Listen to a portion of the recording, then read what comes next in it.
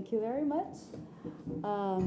Thank you so much, you all here. This being such a wonderful day, lots of learning and interactions. This panel is going to, can you show the title? Yes. Brazil and the USA College Intercultural Communication through e-Tandem challenges and outcomes. The four of us have been working with intercultural communication between the USA and Brazil. And these wonderful colleagues will present themselves briefly before we start. So are we talking in English, right? We are, and then Pietra will have her slides in English, but she will speak in Portuguese. So please, Daniela, say something about yourself. Okay, so it's very nice to be here this afternoon. I would like to thank Anna for putting us together. So this is what we've been doing about intercultural communication. I work at São Paulo State University in the campus of Assis, so 500 kilometers from São Paulo. But we are very happy to be here and to talk to you. So I'll be talking a little briefly about enhancing intercultural perspectives. So in Brazil, we are apart from the languages, people. So we have to work really hard to putting our students together, to make connections, and to provide them spaces in order to communicate, to learn, and to exchange. So this is what we have in mind when we go into perspectives or possibilities like this. So we have the sustainable goals that we have to keep this in mind in our classrooms. And then we have the world big like this, and we have Brazil big like this, and so making connections is always a challenge for us. And this is a teamwork all the time, because making connections around the world, this is really challenging for us in Brazil. So this is how I see it. People together and trying to establish goals and really to agree on doing something together. So I depart from Teletandem Brazil project in this perspective as English as a foreign language. And I brought here a picture of Professor João Teles, who put the seed into our hearts, and we have to move on. So two different perspectives, not different, but what I really think when I teach and when I try to connect people from where I come from. So I'm really concerned about the English teaching and learning process and the teacher education. This is from where I come from. I teach English at the Languages and Literature course. In Brazil, we call it Letras at São Paulo State University. And as I said before, I am 500 kilometers from São Paulo. This means my students are also this far. And so not so many intercultural perspectives. That's why we have to work really hard to bring this new world into our classrooms. This is not only about teaching and learning English. This goes beyond. So we've been working also with the Brazilian Virtual Exchange, and now in this perspective as English as a lingua franca, making connections with foreign students in the USA, foreign students in the UK, and also English speakers in the USA and the UK. This is where my experience comes from. And this is a little bit of what we do in my campus.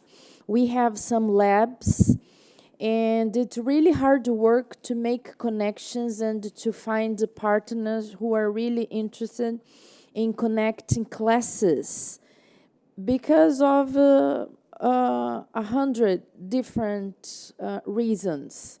Time changes, for example. This is a challenge. I teach in the morning, early in the morning, but maybe the class in the US or around the world, it happens in the afternoon. So it's not easy. But I really believe in the potential of these very special connections. So here, I brought some pictures of a previous experience. Am I talking too far? No, you're... Okay. So this is what really happened in some of my classes. So I had my Brazilian student talking, but I'm saying talking, but this goes much beyond than talking, right? They are building so many things. They're building bridges, for example, right? So the student on the screen, she was a foreign in the UK, and her professor brought this moreninha do Rio, which is paçoquinha. This is very popular in Brazil. So the teacher brought this candy into the classroom in the day we were having a session together. So this is also about building, right? And then the other things they were sharing, I say this go much beyond than language. I'm interested in language learning, but this is so much bigger. So the students were talking to people from China, from Taiwan, and from so many different places. And when they were speaking English, I was so interested in looking what they were doing besides talking. And they were talking about clothes, different clothes. They were talking about food, food in Brazil, food in China. And that's why I say they were building. They were building something that I don't think I planned. I couldn't reach this plan. It was so much bigger. They expand possibilities. This is another experience I had connecting with the USA, foreign students in the USA, foreign students in England, and they worked together synchronously and asynchronously, and they created presentations based on their experience in pairs or in small groups, and they built a Padlet presentation. And so there were two moments. They had the time to meet with the group, and also the moment to produce something, and also to present this. So this is great feedback for me. So they were talking about Arabic food. They were talking about Sao Paulo, architecture, structure. They also produced, they used Canva to do this. They used Padlet. They also produced some podcasts telling them they were in small groups and they were sharing feedback on the experience. So I believe it's possible to provide learners and teachers with meaningful insights, reflection, confidence, autonomy, and inspiration towards quality education. Quality education is one of the ONU's sustainable goals, right? So this is what I believe, this is what I've been doing, this is what I'm crazy about. I've been a deputy dean at my university for 2 years. So I had to hold myself, but I'm back to the classroom this semester, and this is what I'm doing. So if you know, or if you are a potential partner, I'm really open to it. And I don't know when, but I'll do it. Thank you so much. Thank you so much, Daniela. So after Daniela Garcia now, we are going to listen to Denise Barros Vaz. She also works on telecollaboration at the Federal University of Juiz de Fora. Please, Denise, say something about yourself and go ahead. Hello, I am Denise Vaz. I am from Juiz de Fora, a small, not so small, city in Minas Gerais. And I'm here today to talk about a telecollaboration that holds between UFJF and Princeton University for more than 10 years now. We are following the steps of UNESCO. UNESCO speak first because they are the introducer of this technique in Brazil, and now we have this experience. You see. A brief story. We began in 2015. We had 22 seasons, one after Princeton's spring break, one after fall break, sorry. How does it work? Our work begins briefly gathering people. I'll show you more detailed in advance. And the work are composed by 6 interactions, 1 per week, each lasting 15 minutes. Standard dates and times are established based on Princeton courses. And for every Princeton student, 2 UFJF students are assigned.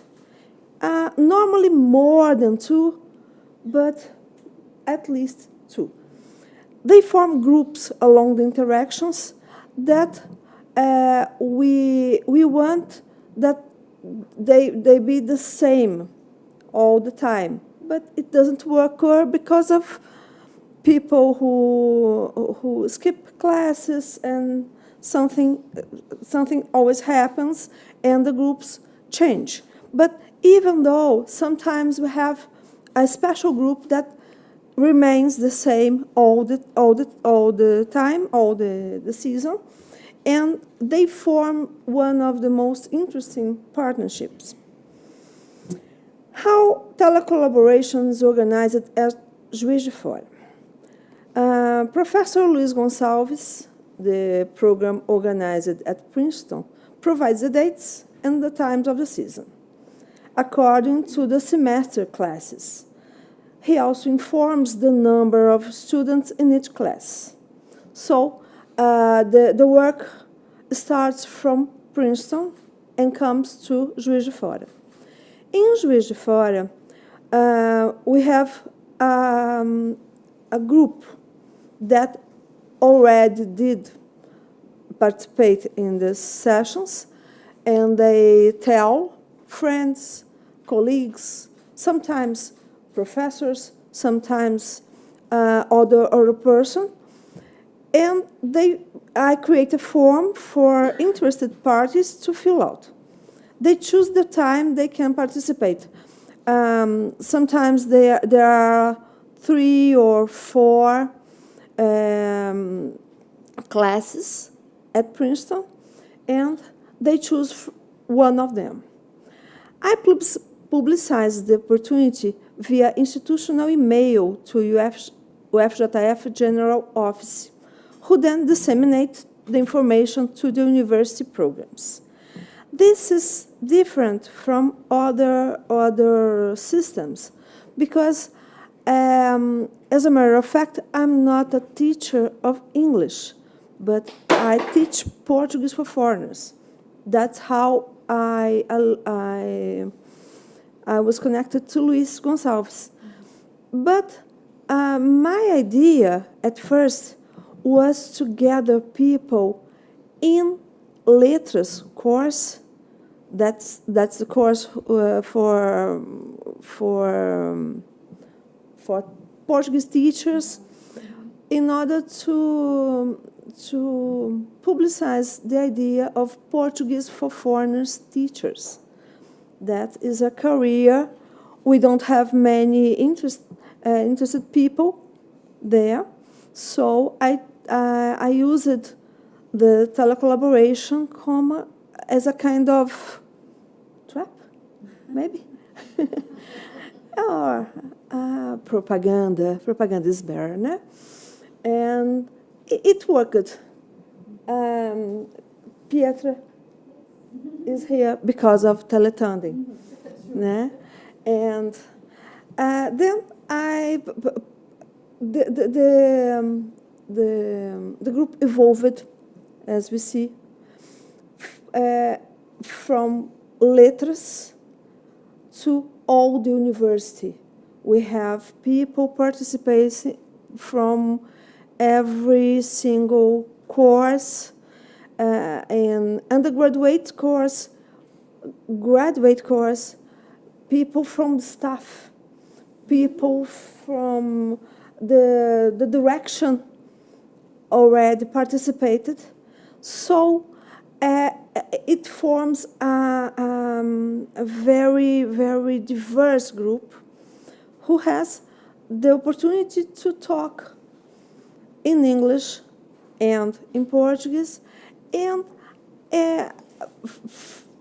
this operation created a kind of myth, maybe, that Juiz de Fora studies in Princeton, and Princeton studies in Juiz de Fora.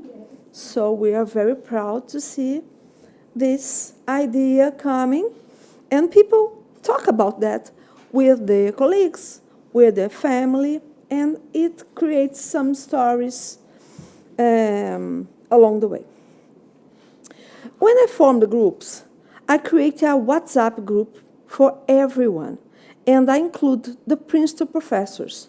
This WhatsApp group is, it works very, very well for me to gather people and to communicate. And it forms also a kind of a community. People get together and say if they can or cannot go to a session. If they cannot go, they speak it, they write it there, and we provide someone who wants to do that. In the group, we discuss challenges and we encourage participants. Because my problem with the telecom collaboration is that they are not really students in that moment.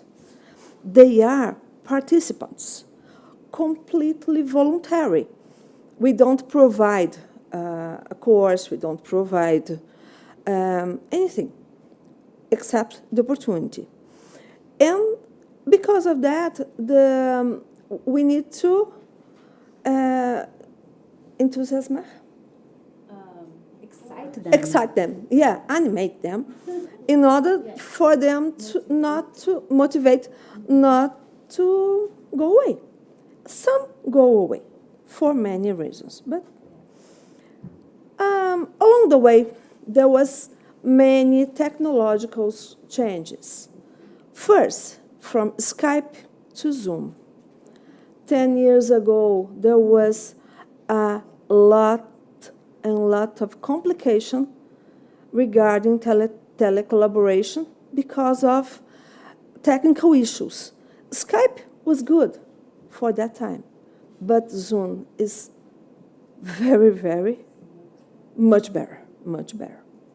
Evolution of Brazilian participant group, initially with students from the language program, as I said.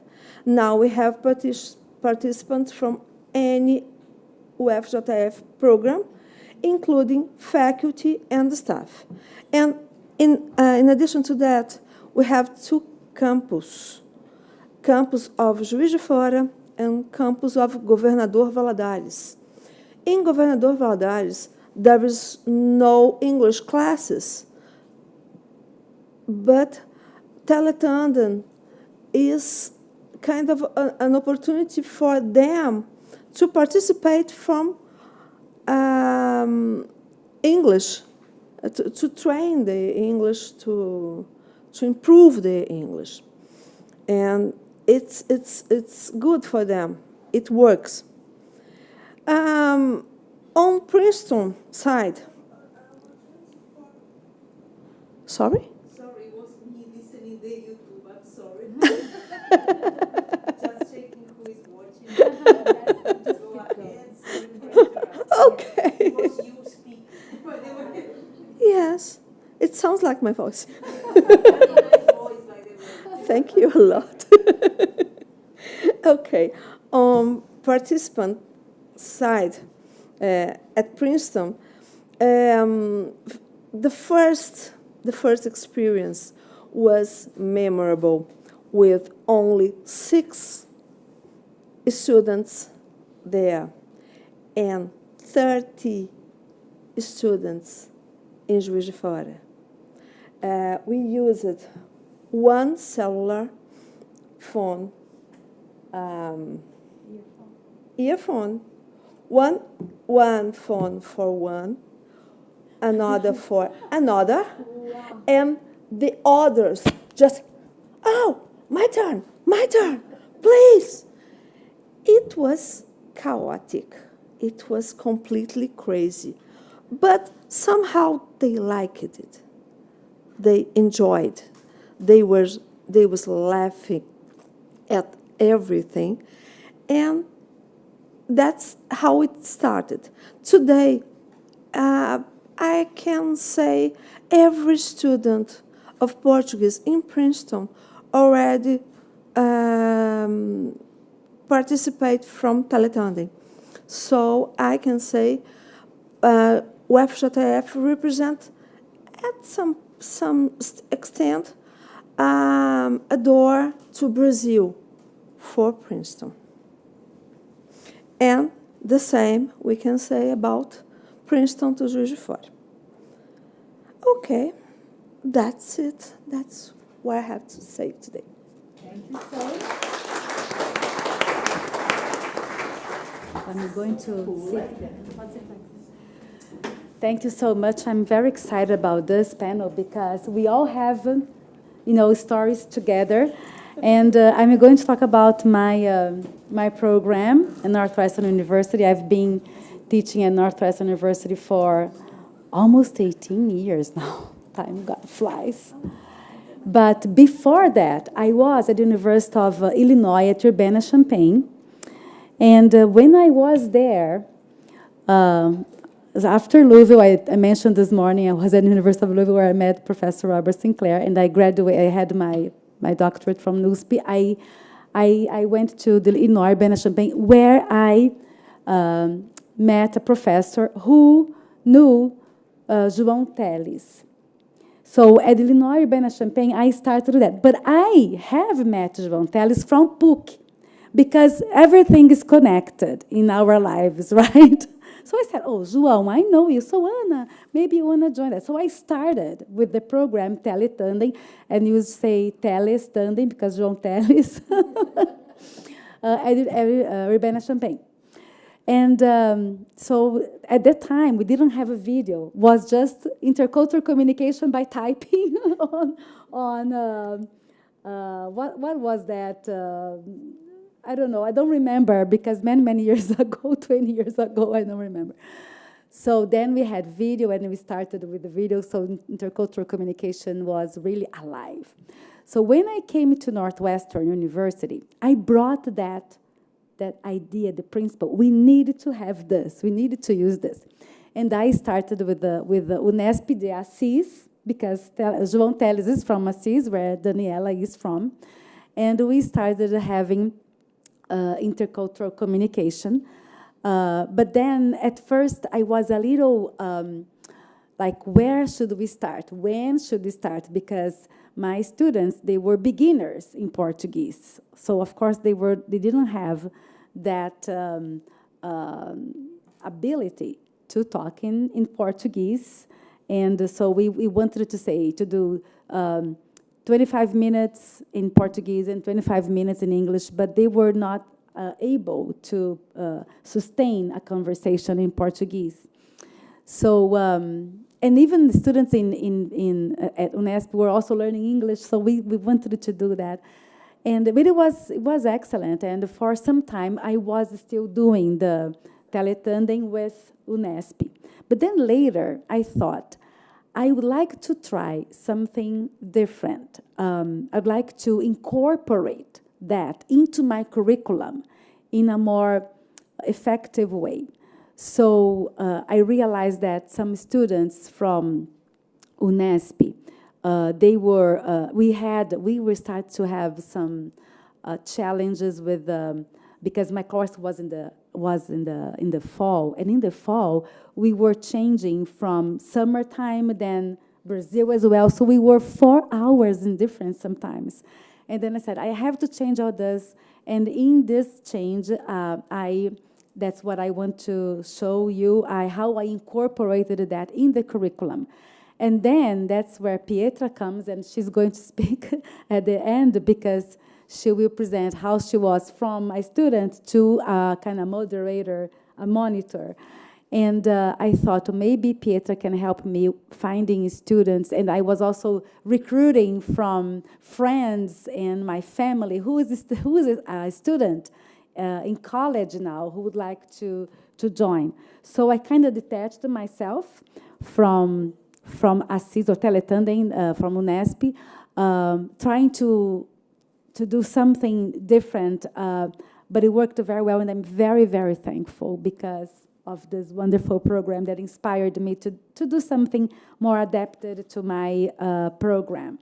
So the principles, also interaction is the basic reality of language, so we need to have the interaction in our classes, as we teach the language, because that's the reality of language. Meaningful interactions, not fill in the blanks interaction, a meaningful exchange of important facts, information. The autonomy, because it's student-centered approach, we needed to incorporate, even though I was giving the students topics, they could develop the conversation in topics that we were studying, and this prepared more the students. Before they talk about their vacation, we were talking about vacation in the classroom, and they felt more prepared for, and also the students were in the second year, so they were more, their skills were better. And awareness, because this is interesting, explicit knowledge of language using collaboration, because we record the sessions. We ask I tell the students, ask your partner in Brazil if they allow to record the video conversation. And this video conversation will be for you to watch later, and then you can fill out a form with a self-evaluation. How do you feel about this? How confident you are? What did you learn? And also, like, they have to think, I'm going to learn something interculturally or linguistically and intercultural and communication, but also I'm going to teach something. It's not only learning from Brazil culture without giving it back, without also informing, because they want to feel confident about talking about themselves in Portuguese and their culture too. So in Portuguese 201, Portuguese reading and speaking. What are the aspects? This course is for our students in the minor program in Portuguese. So it can vary. Sometimes we have 4 or 5 students, and the university allows this because they are going to do the minor Portuguese. Sometimes we have 9 or even 11 students, which is a very good number of students at this level in Portuguese, so it varies a lot. The frequency of conversations. We have our program, it's a trimester program, So we have 10 weeks of a program, kind of 9.5, because we also have to count with the exams, 9 weeks. So we have 4 or 5 interactions during the trimester. So what is this? Every other week, we encourage students to have their interactions. Of course, sometimes, it's 4 interactions, I'm going to leave for the next minute, because they are going to be evaluated not for the quality, of course, but because they did this. And what did they learn? And not because they only did, but what was the quality of this? And among their choices, because they can talk about something, anything they can offer, there are topics of the course that you prepare them for this conversation. So, and in this course I'm going to show is, we talk about the origins, my background, where I come from, things like this. Favorite places in the world, because it has to be interesting to both parties, in Brazil and in USA. And the ocean, because there is something about the ocean people like to talk, going to the sea, going to the beach, or going on a cruise when possible, in both countries. Urban art is also something very cultural. So the favorite museums, and also consumers, because what students are buying and why is this important, what they like to do. And so these are topics that I realize the students like to talk about. So what are the goals? Of course, enhance linguistic and cultural proficiency, but amplify self-knowledge and the knowledge of the other. Because when we are talking to someone, we are learning about someone, but we are learning about ourselves.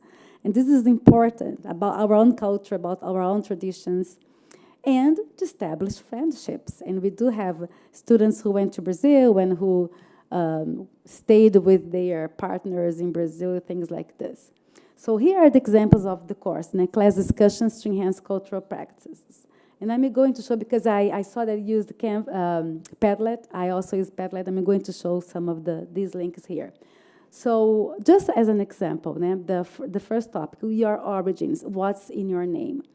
I would ask students to talk about their family names.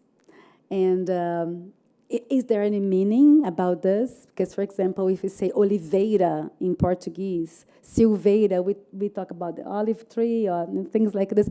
And what about the English names, where they come from? Or sometimes not English names, because many of my students, most actually, are Spanish speakers, and they have Spanish names. And they feel a big connection with the Brazilian culture, because most are Latinos. So they talk about their family names, and I ask them to show on a map where their relatives, their ancestors came from. So they go and then put pictures and things like this. And they have to do this presentation to the class, the life story of an ancestor. Map your family roots. So talk about someone in your family that you know, or you had the chance to know, or you heard about. You didn't know this person in person, but you know about the stories and things like this. And we had the online meeting. Well, this map here, let me see, on Padlet, you will see, and Pietra, you were there, so you know. So the green buttons here are the Brazilians, where they come from, and and we have here, so maybe I can remove this, maybe if I do this, I don't know. We can see where they came from, and the students start to trace this. The students, they knew how to trace, my family comes from here, and then they come here. And I asked them, some of them, to put the picture of and say something about this. So, meu casa onde eu nasci, minha mãe também nasceu aqui in Delaware. And so they were talking about their origins here. Minha avó nasceu aqui. And then going to Brazilians are in green.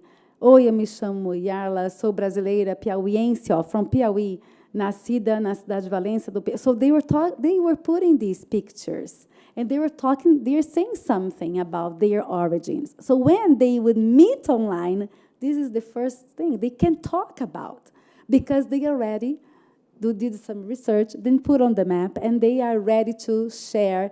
We already talked about this in class. Another topic was the favorite places in the world and in your university. So we were talking about meaningful places, places they have visited, places they used to go for vacation, or they went once and they really loved it. And also at your university, because they were going to talk about, Brazilians also are going to talk about their favorite places at their universities in Brazil.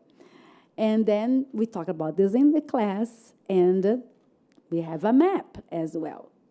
So I'm sure Pietra participated on this map. I think because, well, you can talk about models later. And we have here, so let me see if I can move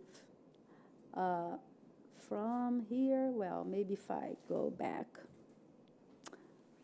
So now it's going everywhere. Just to show a little bit of this.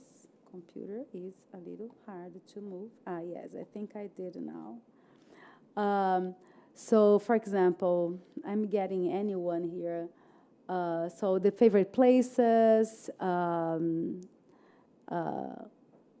they were also talking about, I'm sure that we'll have, so, quando eu era criança, minha família viajava para cá, para lá, and Montana. So here we have students from everywhere. And now, sorry about that, but it's a little hard to move here. Let's go to Brazil. Let's come to Brazil. We are in Brazil now. So opening here. See. So places they like.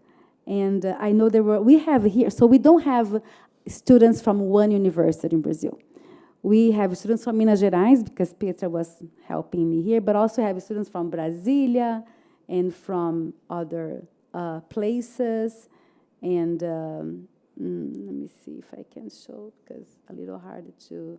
Federal de Juiz de Fora. Pietra, exactly your post. And so she found, because here in Padlet, you can find the links or videos or things. And she said, este é dos meus lugares favoritos no mundo.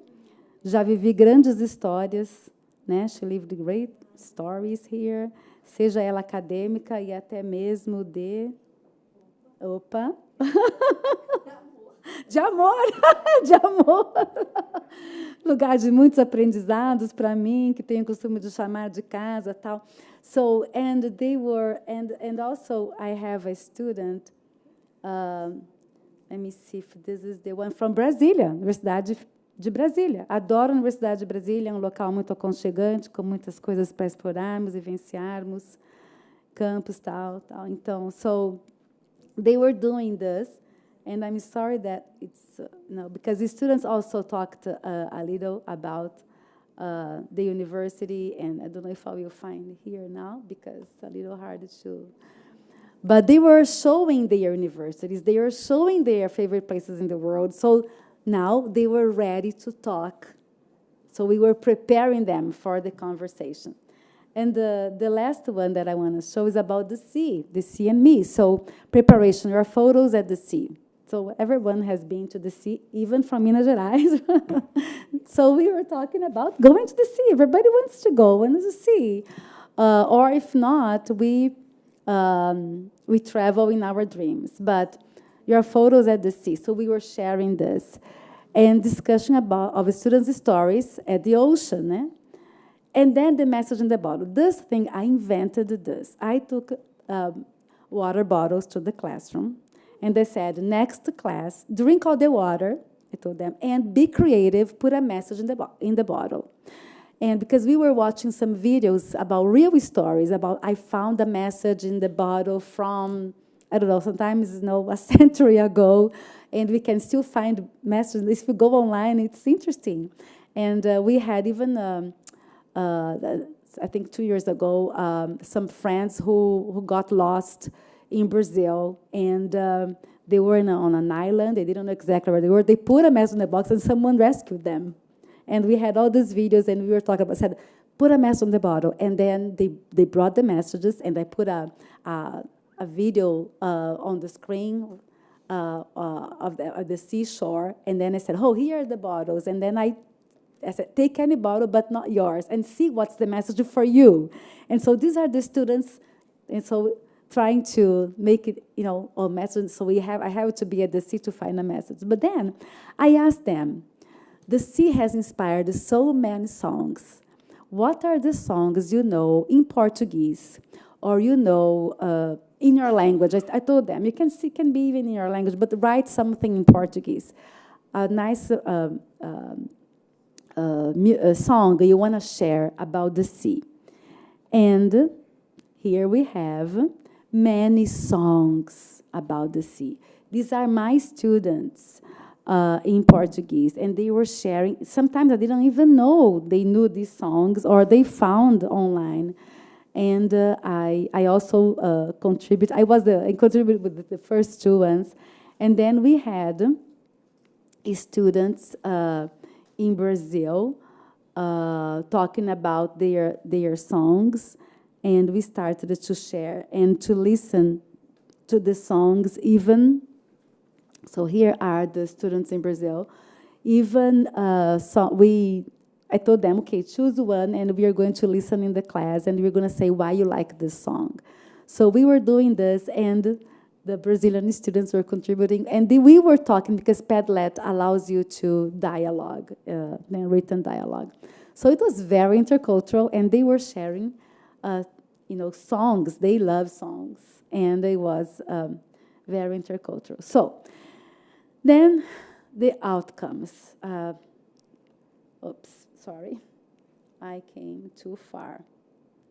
I told them, okay, so remember the goals. Enhance linguistic and cultural proficiency, amplify self-knowledge and the knowledge of the other, and establish friendships. These were my goals for this type of interaction.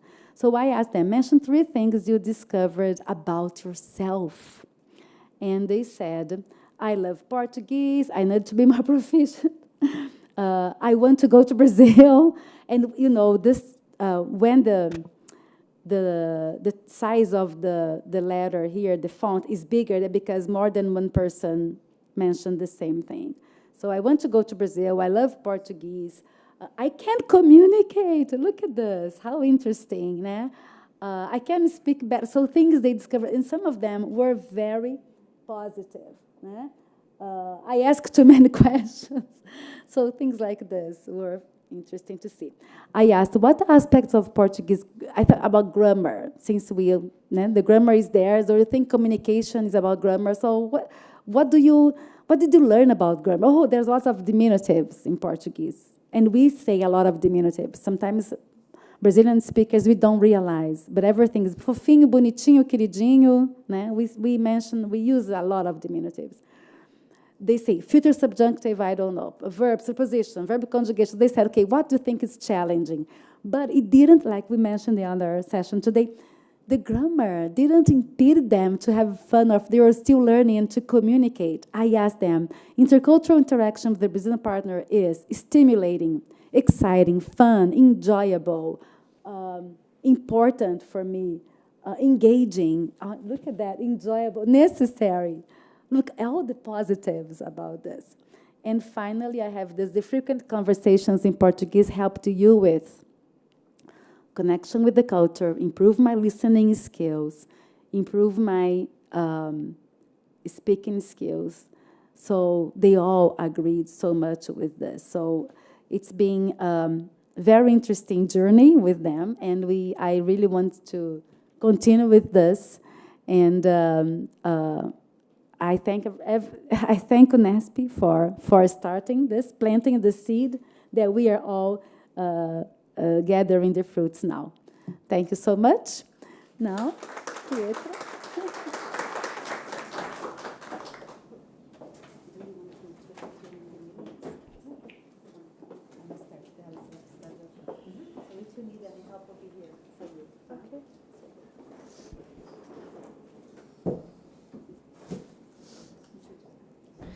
Boa tarde, muito prazer. Meu nome é Pietra Nadab. Eu sou egressa da Universidade Federal de Juiz de Fora.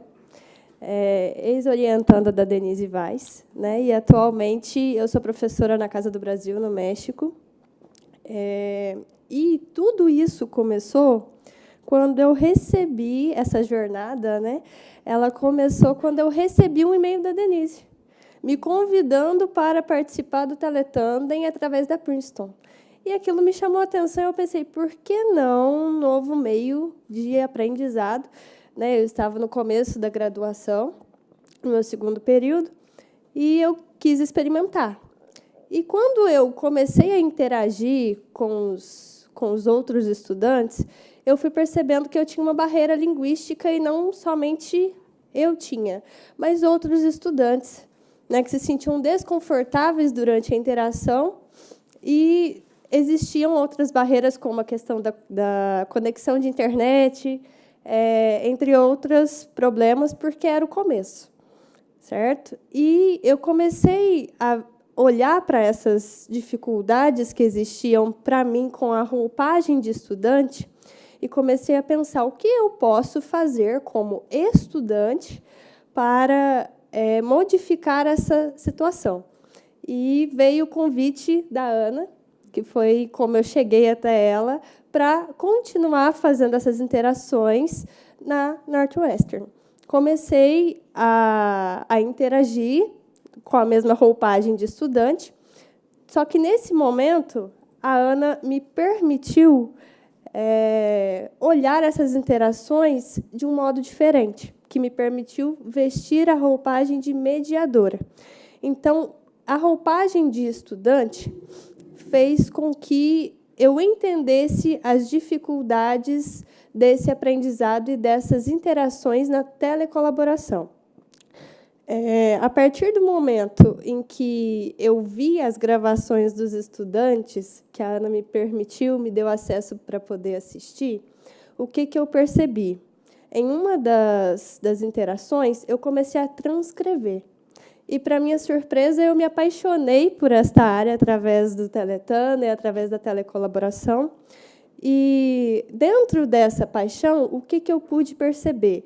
Ao transcrever, eu notei 2 fatores.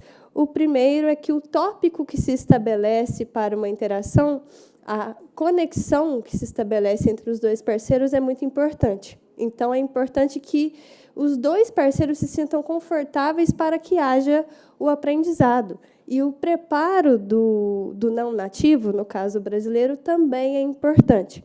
Então, o que eu fiz como mediadora, né, na Northwestern? Eu propus 2 metodologias, 2 estratégias. Uma delas foi fazer fichas individuais para cada participante, para que eles pudessem se conhecer. E, assim, eles poderiam escolher os seus participantes, os seus interagentes.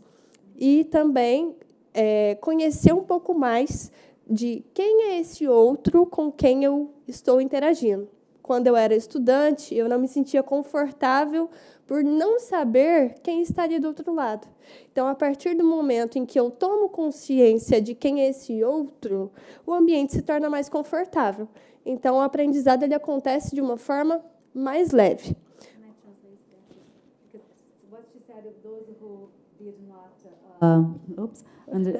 That was very interesting. Something that she introduced to the hour, to the interaction. The students had to fill out a form with their photo, and how many questions were there? 10 at least, né?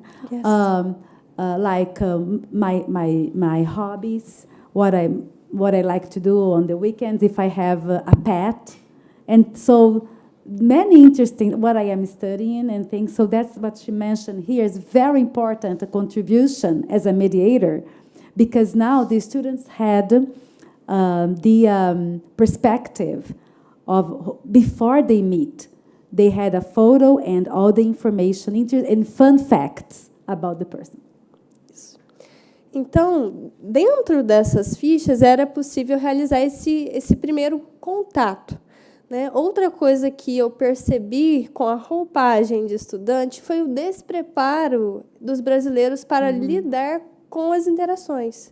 e fazer com que os brasileiros tivessem a consciência do quão importante é o papel que eles desempenham nessa interculturalidade e nesse ensino que eles estão promovendo ali e participando. Então, eu tomei a iniciativa de criar um treinamento dentro da Northwestern. O que era esse treinamento? Eu convocava todos os brasileiros, né, que eram selecionados a participar do projeto e mostrava o que é um choque cultural. Posso corrigir o meu parceiro? Eu devo fazer essa correção? De que maneira eu faço essa correção gramatical sem desmotivá-lo e sem fazer com que ele se sinta desmotivado? Tomar cuidado com o que a forma como você pontua, né, aquilo que você quer ensinar. Então, como que eu cheguei, vamos dizer assim, nesse resultado? But before you give the result, let me just translate to what it's Okay. another very interesting initiative that Pietra had was to give the Brazilians who wanted to participate, because we opened a form and many Brazilians they had to be at college student. We had many students willing to interact, but we had to make a selection, because between 4 to 9 to 11 students, we don't have. Sometimes we had 30 people willing to engage, and then she had to prepare them to interact, and especially, for example, should I correct right away when they say something wrong?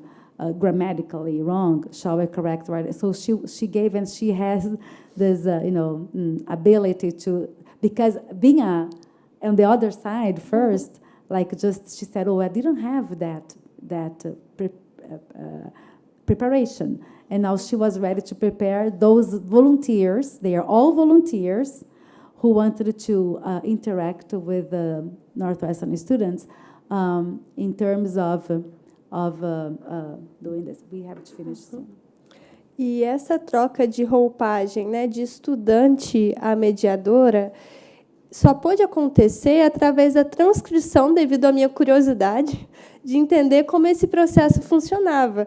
E aí eu disse para a Ana, olha, posso dar uma olhada e posso transcrever? Então, eu comecei a pegar todas as interações e transcrever uma por uma e ver como esse processo de aprendizado funcionava. Então, eu peguei uma conversa para analisar, e, dentro dessa conversa, a estudante brasileira ela iniciou um tópico de crochê.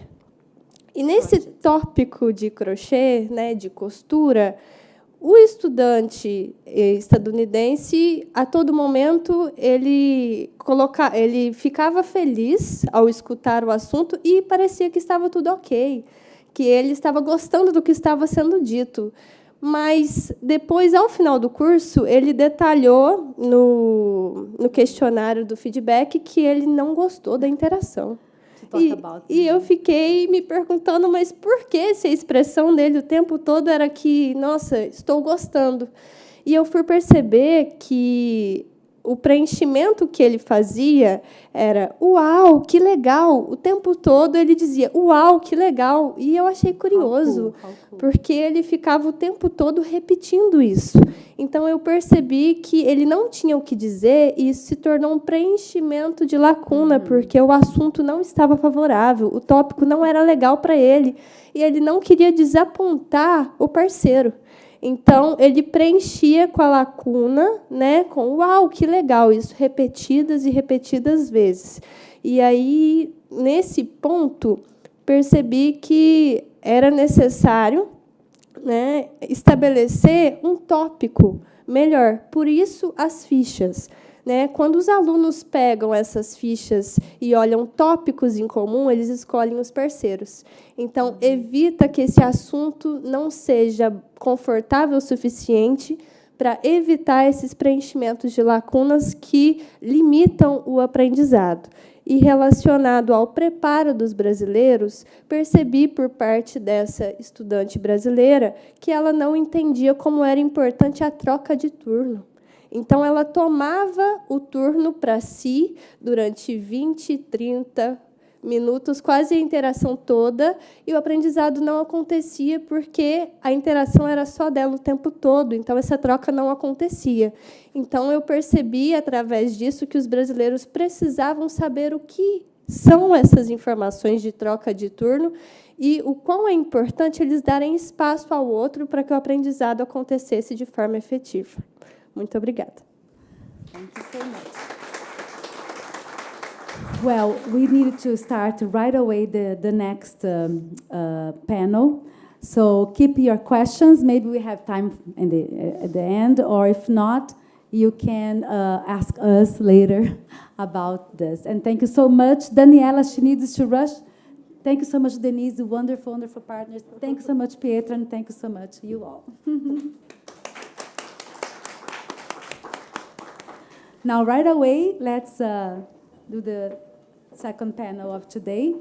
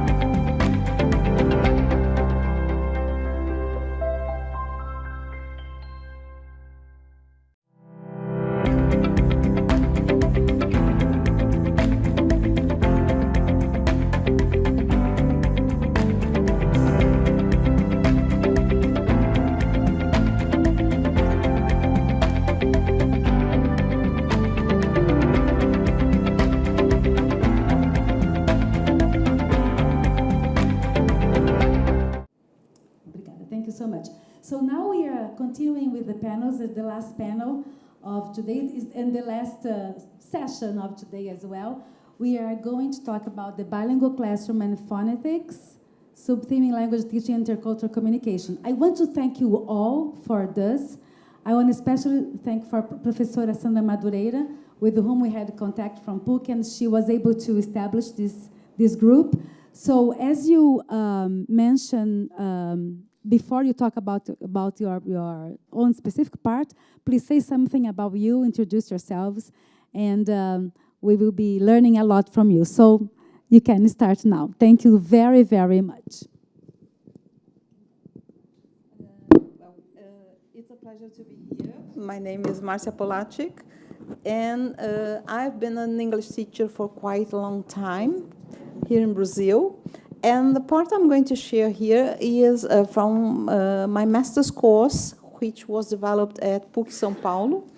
And I'm going to talk about something that really is important in terms of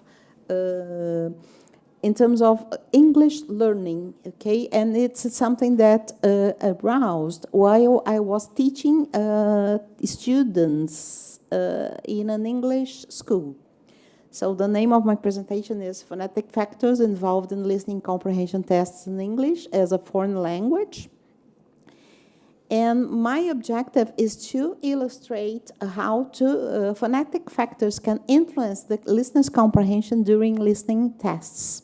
Well, as you know, listening comprehension is one of the goals because it's one of the 4 skills that we have when it comes to learning a foreign language. So listening comprehension was reported by many of my students as a very difficult thing to develop. And then that brought me to a master's program at PUC São Paulo to develop this dissertation.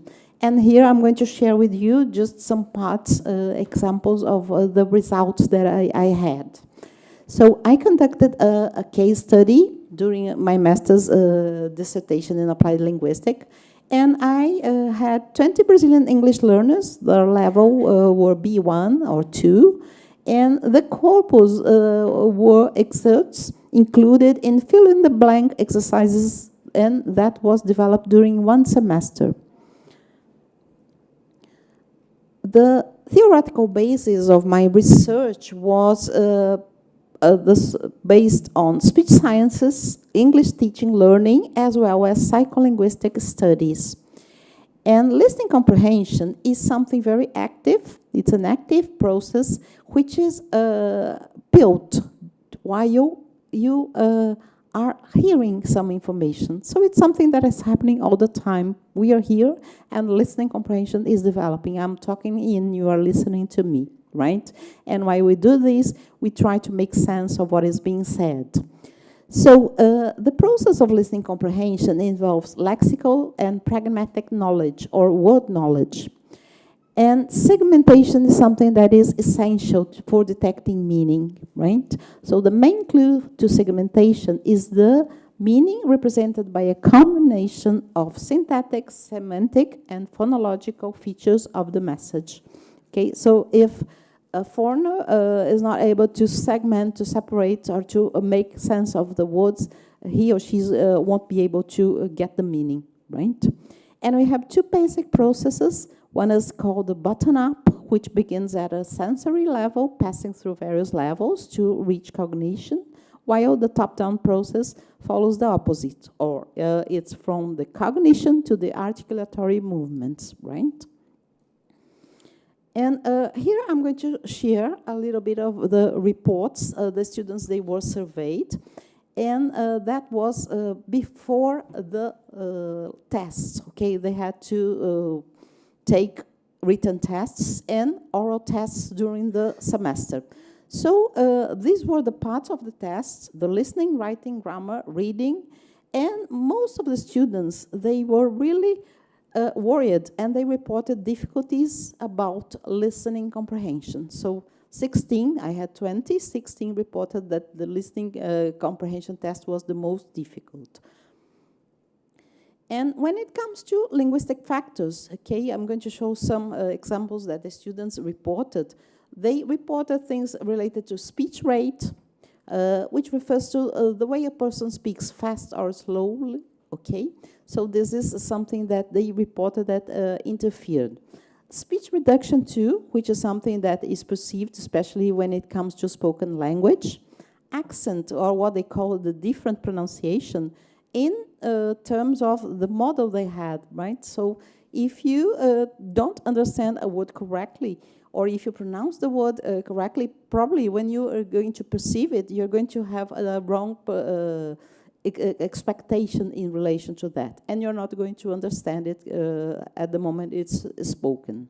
And something that was really important for them, vocabulary, okay?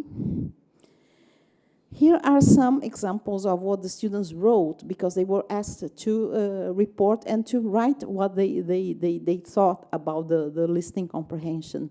So one student wrote, even though they were common phrases, the characters spoke very quickly, which relates to speech rate, right?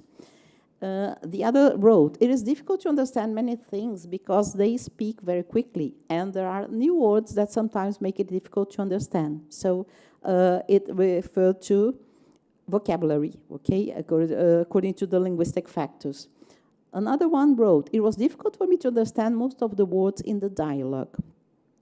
The other wrote, some parts of the pronunciation didn't follow me so to clearly understand the context. Okay, so pronunciation was something that they really perceived as a problem for them, okay, a barrier for them to understand. And the last one, for example, I'm not used to the pronunciation of English words, so there's no association between spoken and written language. Okay, so these were some of the students' reports. Well, here I have, I also, during the semester, I also used some exercises, fill-in-the-blank exercises, which are very common. And these exercises, they showed some interesting outcomes, right? For example, the context here was the cooking lesson, and someone was teaching how to cook. And the students answer, they vary, and one of them wrote, instead of give it a stir, so the student wrote, you mix them. The second one created a word, you bestir, right? And the other one tried to say, to write, give it the instar, for example.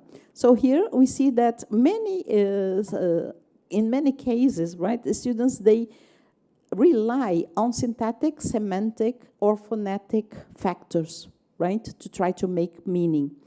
And if you see, in this case, student A and B probably got to the meaning through a top-down process because they got the idea of the context, okay? Here we have other examples with the word stir, okay, where they had no answer because it's not a frequent word. And the next one, right, another example where they probably relied on the phonetic factor. The next one, which was a cognate, but they tried to make a meaning instead of air condition, they got conditions. And the next one too, instead of their classes, okay, so we can see that they relied in the syntactic and phonetic factor. So the results show that both linguistic and extra-linguistic knowledge were used. And we have factors that are related with connected speech features, such as speech rate, reductions that were perceived. And above all, the results reinforce the need to focus on teaching and learning pronunciation for second language learners. Okay? Because in courses, especially English courses, usually the listening comprehension, we don't have strategies, we just test them, okay? So the students, they feel insecure when it comes to this, which is something that is also used in many English tests just to get the level of proficiency that a student is able to acquire, right? So these are the references, this is my part, so we are going to continue.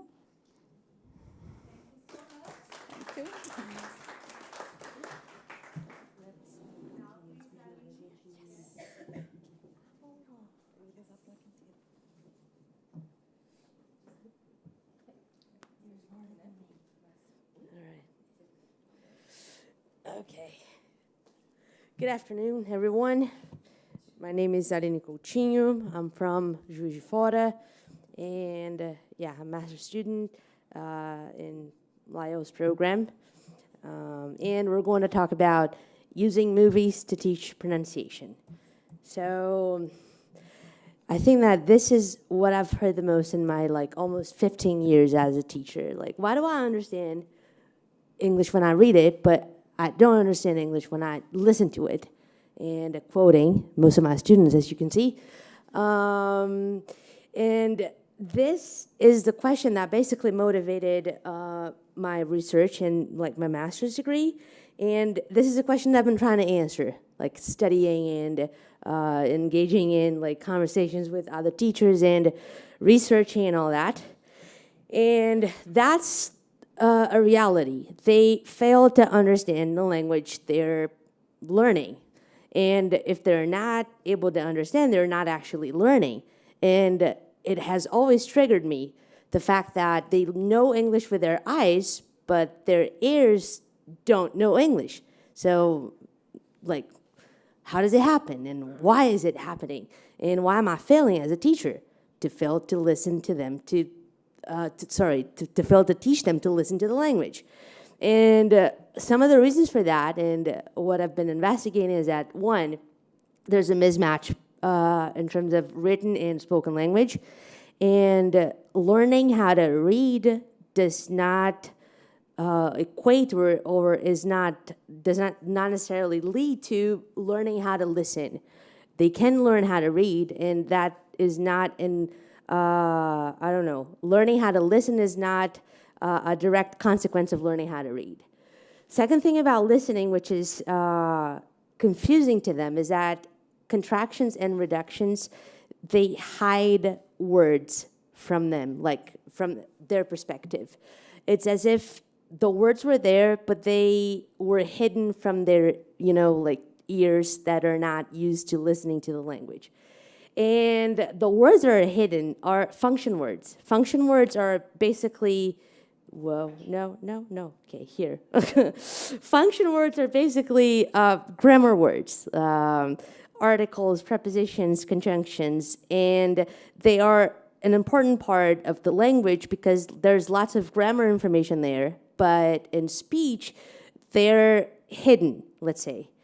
And what happens is that they're the most frequent words in the language. So if they happen frequently in the language, it means that a lot of what is being said by a speaker is not understood by a student. And, okay, right.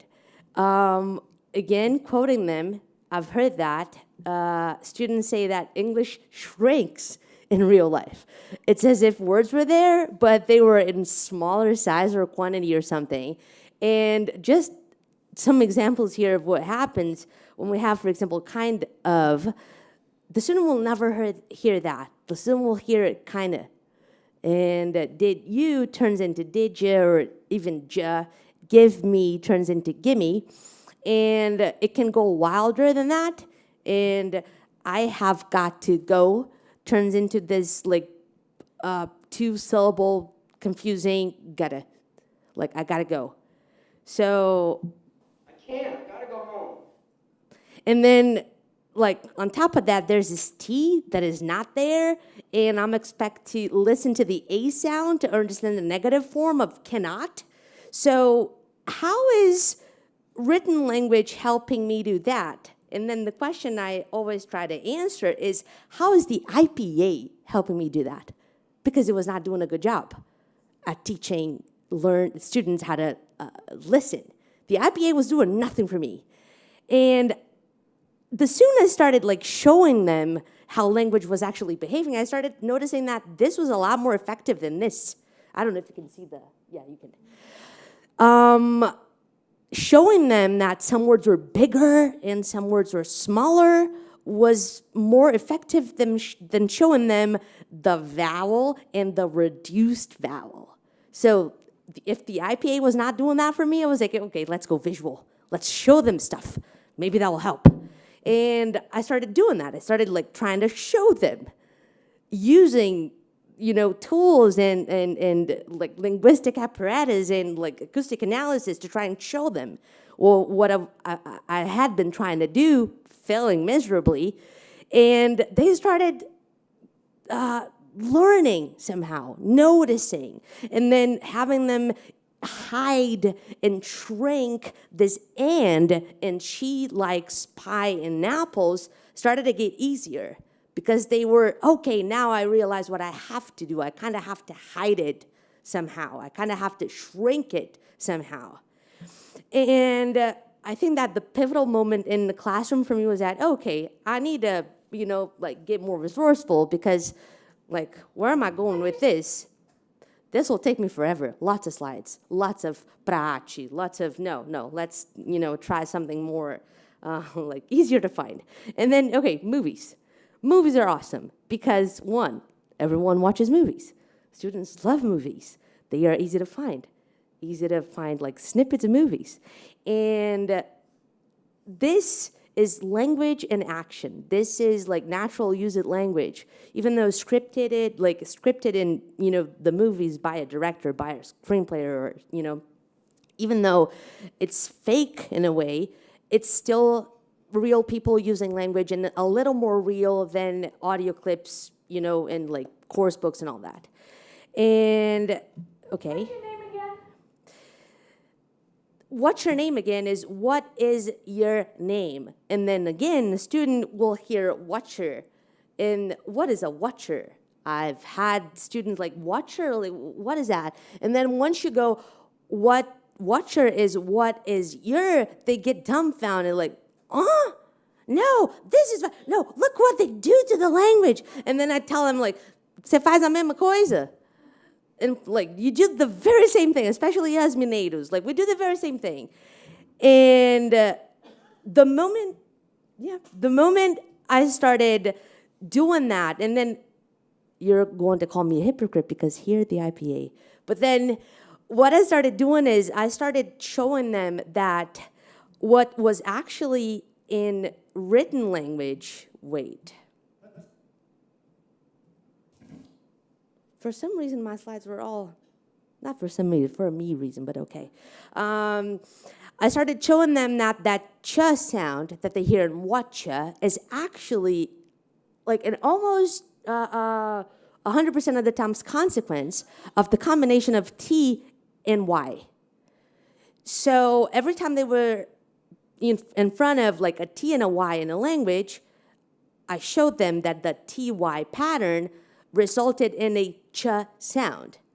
And then I can use the IPA, okay, but it's a lot more, let's say, intuitive to them to see what they already know, that this is a T and this is a Y, and look at the written pattern and derive from that combination is a ch sound.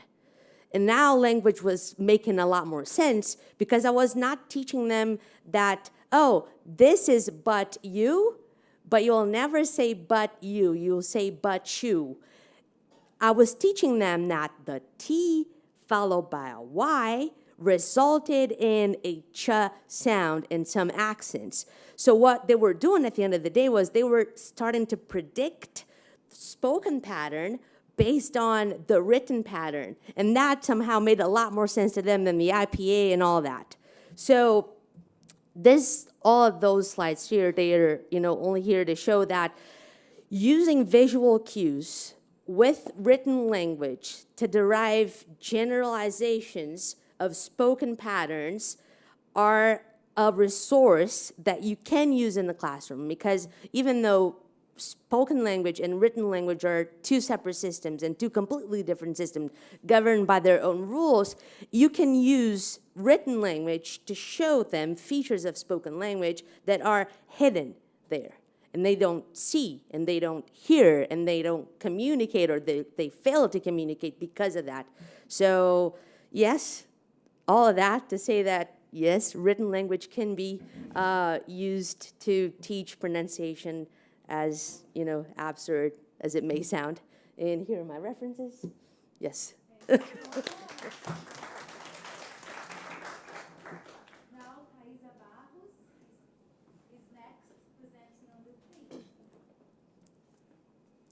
Hi, I'm Thaisa Barros. I'm a doctoral student, and I'm going to present a little bit of my thesis today.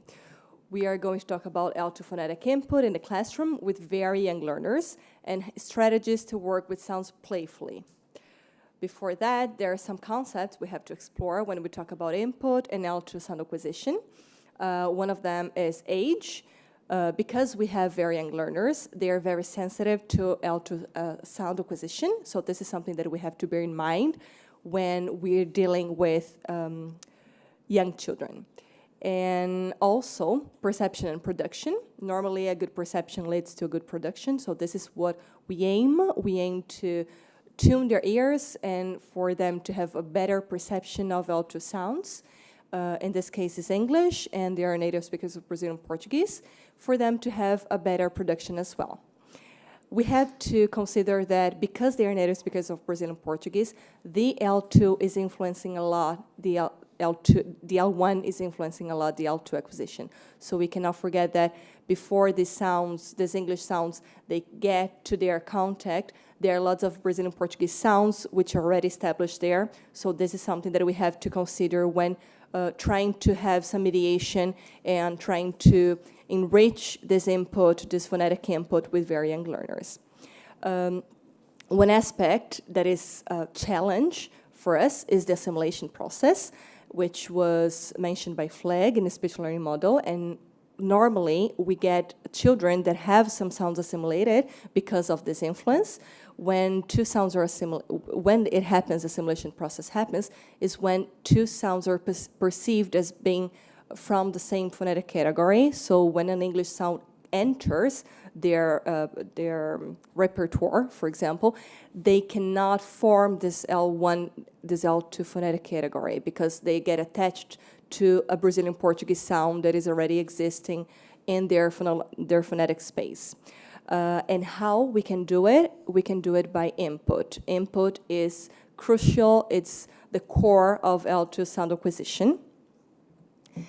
It is central in L2 sound acquisition. It fits phonetic category formation, so for them to have this better perception and better production, they need quantity and quality of input.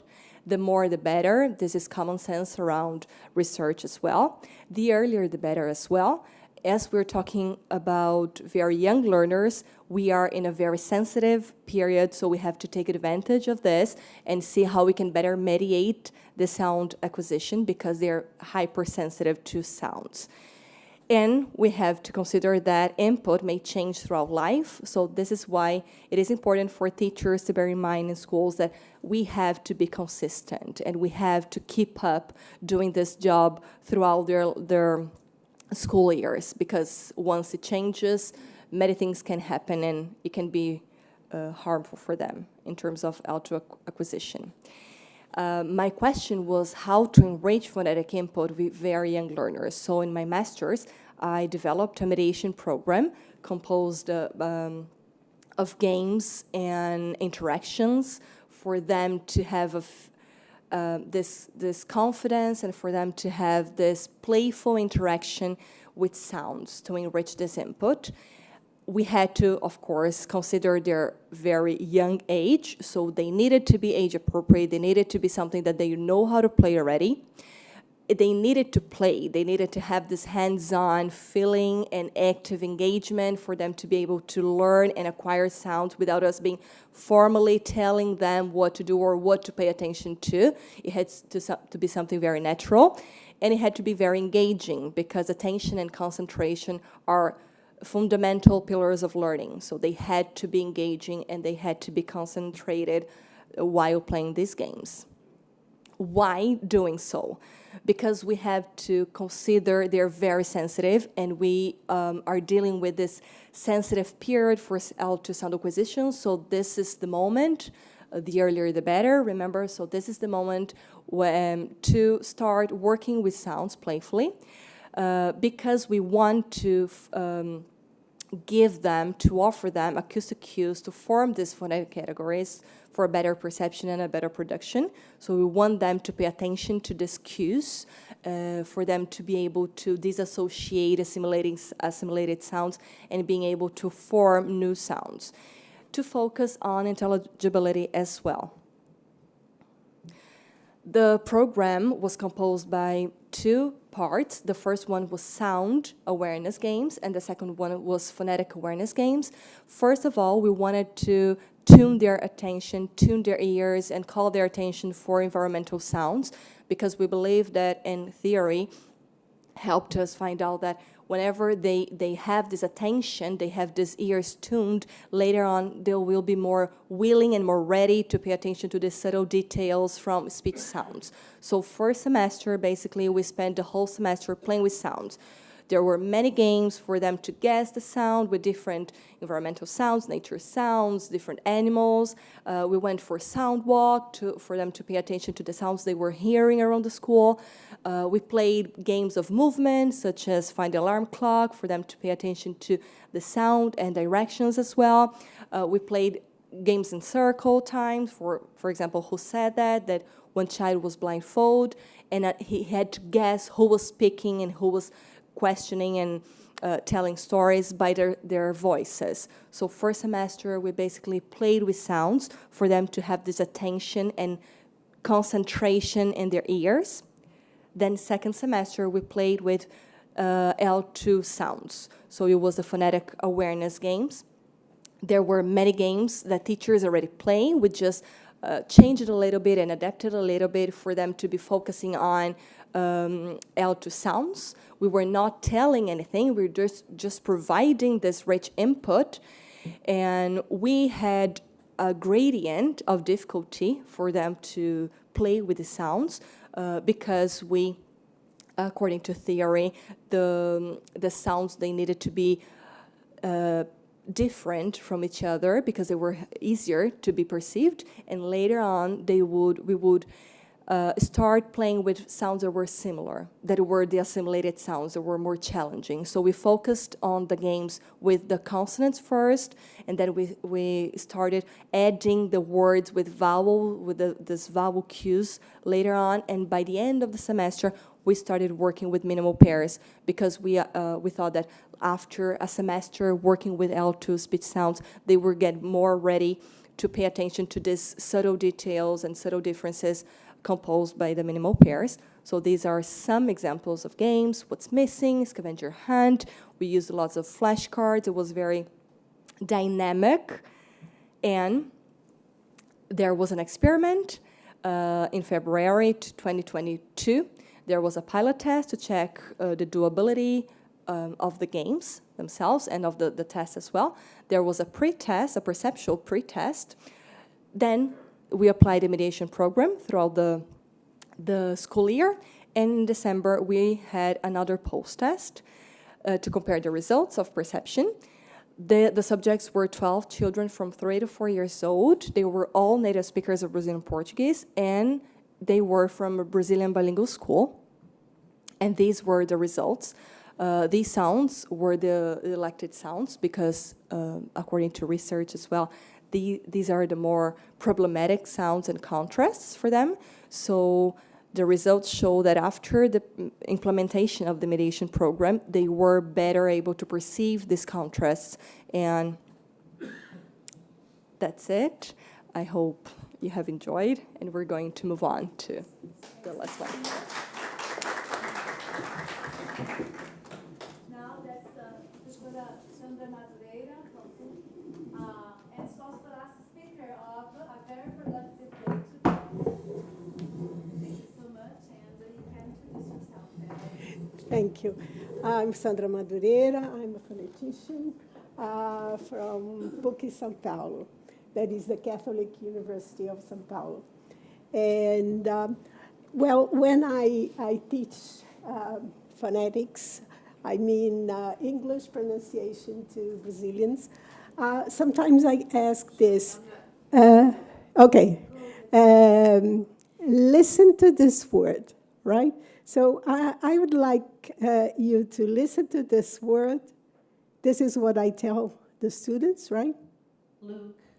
And then I'm going to ask you the meaning afterwards, okay?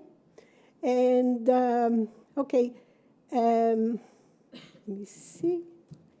Okay, I think now, yes. And I'm going to try to convince you, if you haven't been convinced yet, that phonetics is not a seven-headed beast, right?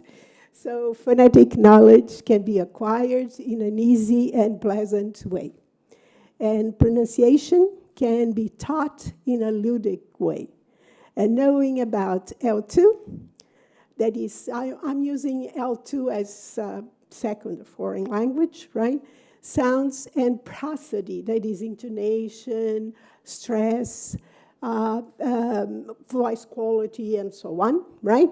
Can help L2 learners to speak and communicate effectively. So, pronunciation content must be taught together with other linguistic contents. And what's the argument? I think there are lots of beneficial effects of acquiring phonetic knowledge.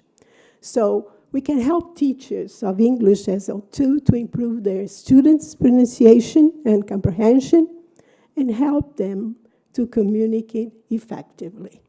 And that's the basis of the extension course that we taught, that we teach at PUC São Paulo, right?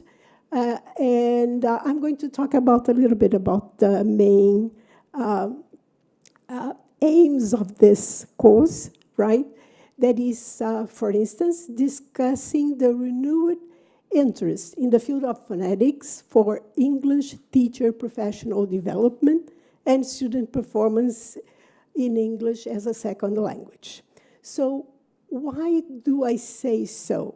Because there are triggering events that change the scenario completely. And what are these triggering events? One of them is phonetics research, because there was an extraordinary advancement in the field of phonetics research and L2 language acquisition. So I'm going to just mention 3 models, right? But there are lots of them. One is the speech learning model by Flegg. The other one is the perceptual assimilator model by Best. And the third one, native language magnet by Patricia Kuhl. So what do they say? If you look at this phonetic research and L2 sound acquisition, you see that Flegg argues that the quality and the quantity of input are the most important facts affecting L2 segmentation, production, and perception. Look at the graphic. The green one is exactly the input. And the brown one, but you see, this is the input, but you see motivation, maturation, individual differences, they are not considered as important, right? And the brown one is interference, because interference from L1 occurs. And he divides the interference into 2 things. Assimilation. What is assimilation? You have, for instance, L1 sounds that are substitute for L2 sounds. And then incorrect perception. I think this is one of the most important things, because if you do not perceive accurately the phonetic details of the L2 sounds, you're kind of deaf, right? So you have 2 sounds, and you are not able to discriminate between them. And if you drill that, you're going to repeat, and you're going to repeat something that you couldn't discriminate. And that's the thing that is important, right? So I asked my students, do you remember the word I played? And when I ask, which is the corresponding word in Portuguese? And they say, olhar. And I say, no, it's not olhar, right? Because if you have this one here, for instance, let me see here, and this one,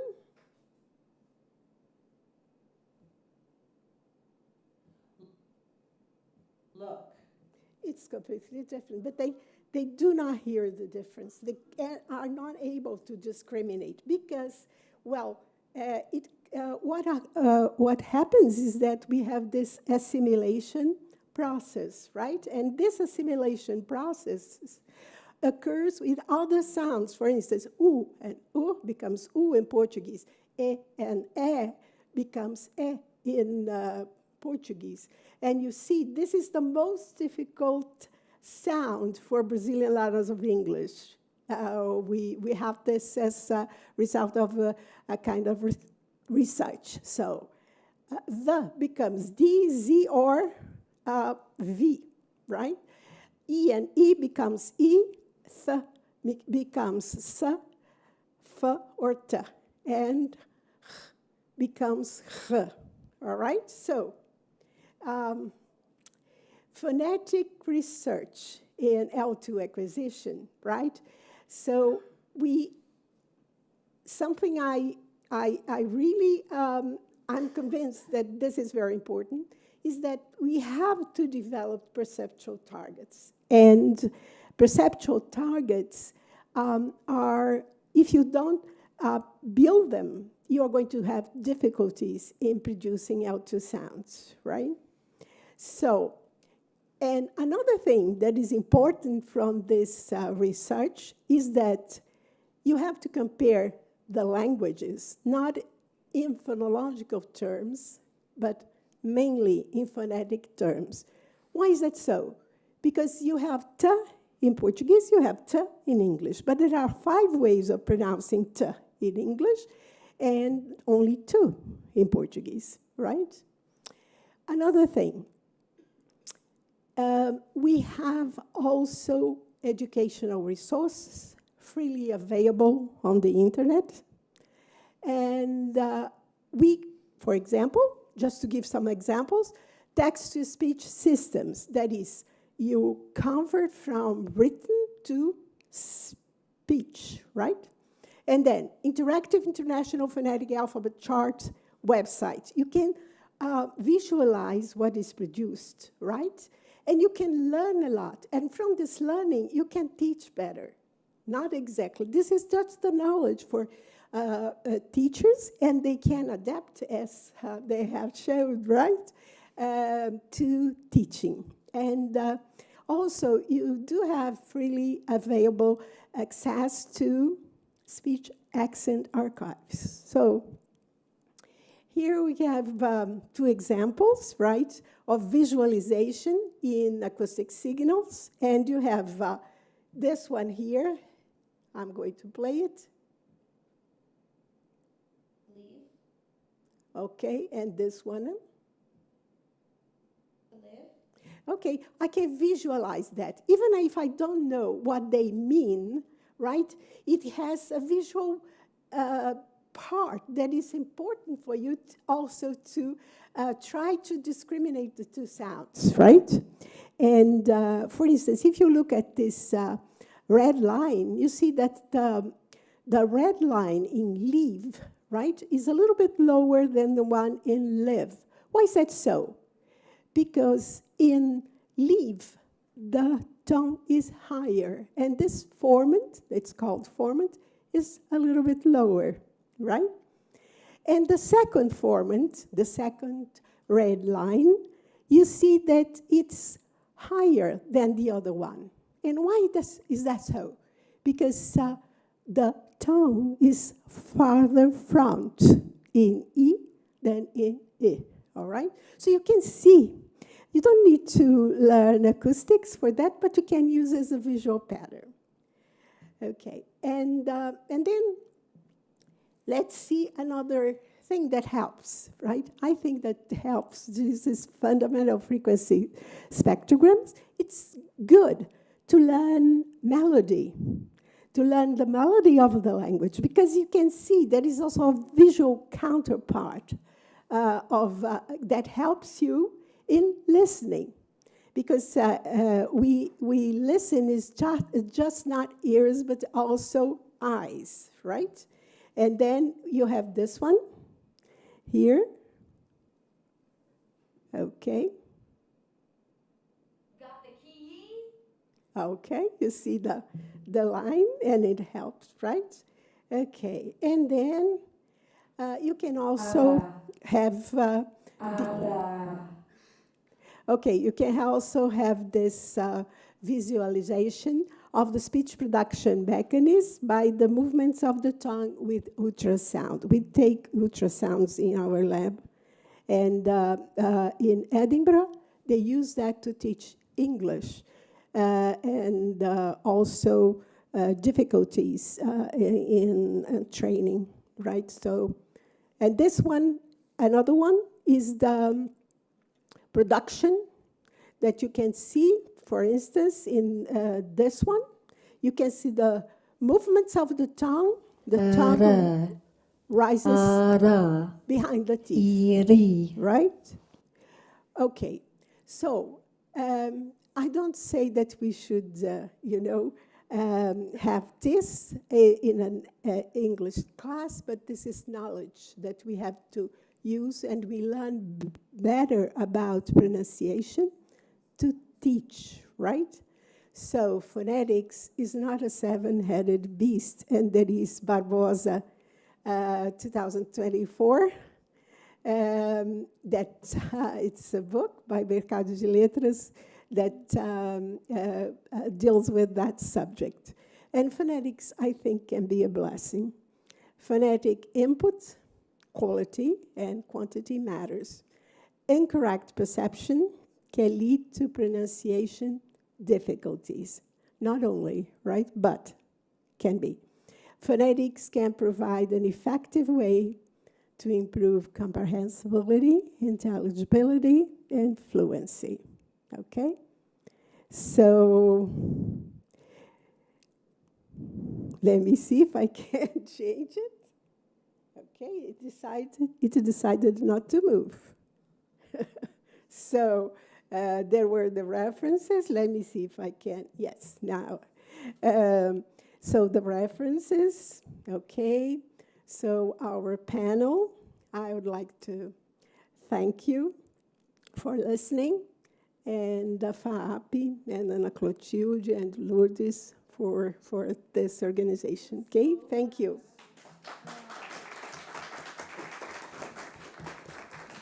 Wonderful, wonderful. We learned so much today, so much today. What a wonderful, great day. Is there any question, because we don't have much time, one or two questions only. Anybody would like to ask any questions about the first or the second panel? You are welcome to do so right now. Or if not, you can ask the presenters, because we want to see everyone here tomorrow. Oh, it's online in the morning, but it's on site too. Because intercultural communication, we want to be together, right? So FAAP has prepared rooms for us to be attending the online conferences, the online presenters. So let's be together. I just opened here my email. You can open your links too. And if you open that PDF with all the schedule, you will see that the ones with the yellow, I open in my computer here, the vibrant yellow ones, you see building 5, third floor, room 5315. We have session 1, then session 2, yeah. So you have here, I'm gonna show here. So you see these vibrant yellow colors. So please come here. We have a session starting at 8:30.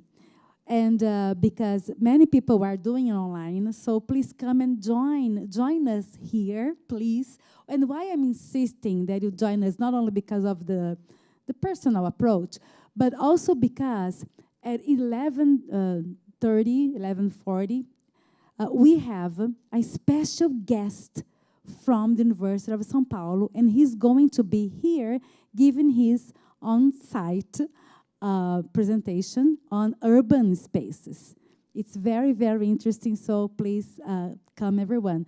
And Wednesday, the same thing, we start online, and then we will be together. Of course, there will be the on-site, also the visitation of the walking tour. But just